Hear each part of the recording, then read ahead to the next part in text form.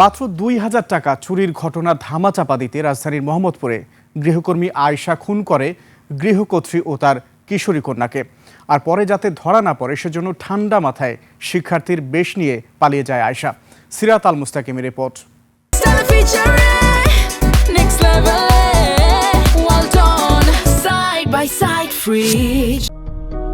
রাজধানীর মোহাম্মদপুরের শাহজাহান রোডের এই ফ্ল্যাটটি এখন এক বিষাদপুরী।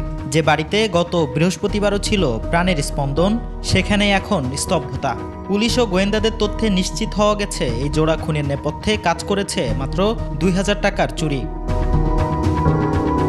পুলিশ জানায় কাজে যোগ দেওয়ার দ্বিতীয় দিনেই ড্রয়ার থেকে টাকা সরিয়ে নেয় গৃহকর্মী আয়েশা। কিন্তু গৃহকর্ত্রী লাইলা আফরোজ তা টের পেয়ে যান। আয়েশাকে জিজ্ঞাসাবাদ করলে শুরু হয় বাকবিতণ্ডা। লাইলা যখন সাফ জানিয়ে দেন পুলিশ ডেকে তাকে ধরিয়ে দেবেন, ঠিক তখনই খুনের চূড়ান্ত ছক আঁকে আয়েশা। এটি কেবল তাৎক্ষণিক ক্ষোভ নয়, ছিল সুপরিকল্পিত। আয়েশা প্রথমে গৃহকর্ত্রী লাইলাকে আক্রমণ করে। ধস্তাধস্তির শব্দ শুনে পাশের ঘর থেকে ছুটে আসে নবম শ্রেণী পড়ুয়া মেয়ে নাফিসা। সে যখন চিৎকার করে ইন্টারকমে নিচে খবর দেওয়ার চেষ্টা করছিল, তখনই তাকেও ছুরিকাঘাত করে আয়েশা। পরিচয় লুকাতে নিজের বোরকা বদলে নিহত নাফিসার স্কুল ড্রেস পরে ভবন থেকে বেরিয়ে যায় সে। ম্যাডামকে ফোন দিয়ে পাঠায়, ম্যাডাম কাজের বুয়া পেয়েছি, আমি পাঠাবো। পরে ম্যাডাম অনুমতি দেয়, হ্যাঁ পাঠিয়ে দাও। পরে পাঠানোর পরে ওখানে ওনাকে পাঠানো হয়। পাঠানোর পরে ম্যাডামের সাথে কথা বলে নেয়, কাজ হয়। কাজ হওয়ার পর কাজ করতেছিল 3 দিন 4 দিনের মাথায় ক্রাইম করে।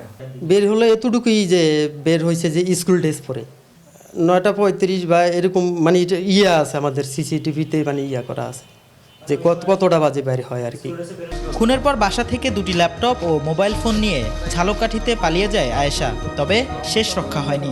ডিবি পুলিশের জালে ধরা পড়ে সে ও তার স্বামী রাব্বি। আদালত তাদের রিমান্ড মঞ্জুর করেছে। এটার মূল উদ্দেশ্য যেটা আমরা জানতে পেরেছি সেটা হচ্ছে চুরির উদ্দেশ্যেই তারা, এবং চুরি করতে গিয়ে ধরা পড়ার এক পর্যায়ে এই ঘটনাটি ঘটে। সে দেখা গেছে তার ইতিপূর্ব বেশ কয়েকটি জায়গায় বাসায় চুরির ঘটনা রয়েছে।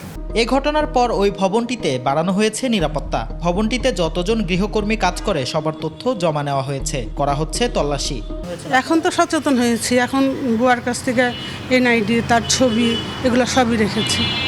তারা একই অ্যাপার্টমেন্টে অন্য বাড়িতেও কাজ করে, তো সেখান থেকে একটা ভরসা পাওয়ার জন্য হয়তো বা অনেকে মনে করেছে যে এনআইডি রাখতে হবে না, তবে এখন আসলে উচিত, ডেফিনেটলি উচিত। আয়েশা এবং তার স্বামী এখন রিমান্ডে।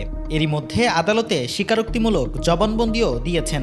কিন্তু এই ঘটনা রাজধানীর প্রতিটি গৃহস্থের জন্য এক সতর্কবার্তা। গৃহকর্মী রাখার আগে তাদের পরিচয় নিশ্চিত করা এবং গতিবিধির উপর নজর রাখা কতটা জরুরি তা আরও একবার প্রমাণ করল মোহাম্মদপুরের এই ট্র্যাজেডি। সিরাত আল মুস্তাকিম, 21 টেলিভিশন, ঢাকা।